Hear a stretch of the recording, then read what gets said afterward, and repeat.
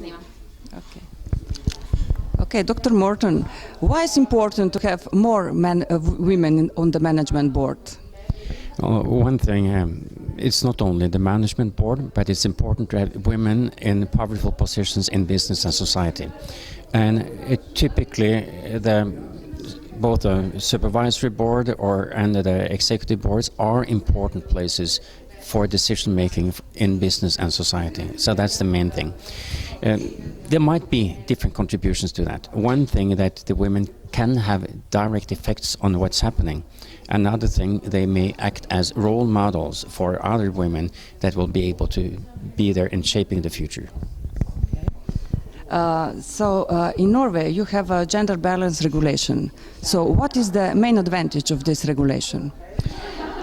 The immediate thing was that of getting women to pass the glass ceiling. There were attempts for a long time to get more women in these powerful positions, but still there were hardly any women. During the whole 1990s, there were just around 5 to 6% of the members of the supervisory boards that were women.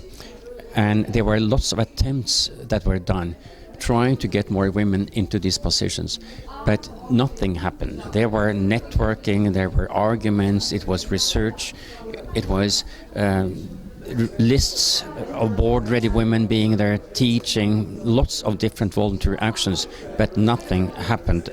And therefore it was decided we are impatient now, we want to make a formal law to make sure that we fast are getting more women into these positions. So a law was made. It was suggested the first time in 2002 and 2003, and it was finally implemented and sanctioned in 2008.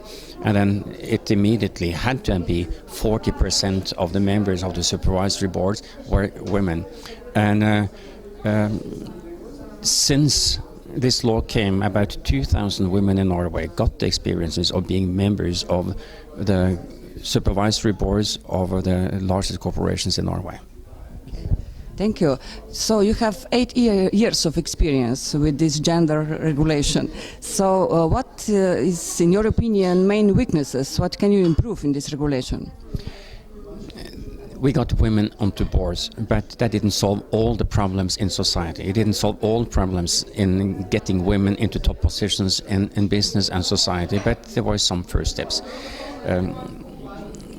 The law was addressed to get women on boards, but there should be continued making things, following up to get more women into top positions. And I think even though Norway and Slovenia has many things in common, there are still lots of things that can be done to make it easier for women to pass some of the traditions on the home, in the home, trying to get more men taking responsibilities, and giving possibilities directly. It's not just a matter of what the firms are doing, but the firms can do a lot. The society can do a lot. And I think just by being clear on which are the core values we will have in the society in the future, we can try to do something. I know that women in Slovenia has a lot of background and history in trying to do something for also being in business and in leadership and in the workforce. But at the same time, it is still the women that are taking most of the activities, following up in the home. And the men should definitely be challenged a lot more in taking more charges at home. Dr. Morten, you said before that women on management board or supervisory board change the dynamic. And the men behave differently when the women are present. So could you give us some example? Oh yes, there's a question about what kind of contributions women have on boards.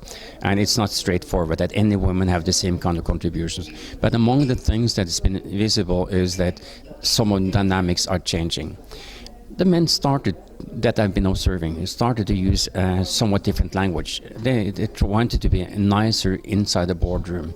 And I found that several of the men being on the boards, they wanted to support women and take care of things that were important for women. So was not necessarily the women that were doing it, but the men that started to follow some of the things that they were expecting the women would appreciate. Thank you. So today is 8th of March, is the International Day of Women. What is your message to the whole society? Yes, important that you are distinguishing. That's not a message to the women. We need to think about what kind of future would you like to see. Do you like to see a gender equal society? Well, I'm not saying that it's important to have men and women being similar. We just indicated that importance of having some of the differences, but at the same time giving the same possibilities. It's important for politicians and for businesses, for men and for women to find possibilities to take joint charges of the different things that are taking place, giving each other the same possibilities and using each other and appreciating each other. Thank you very much. Thank you.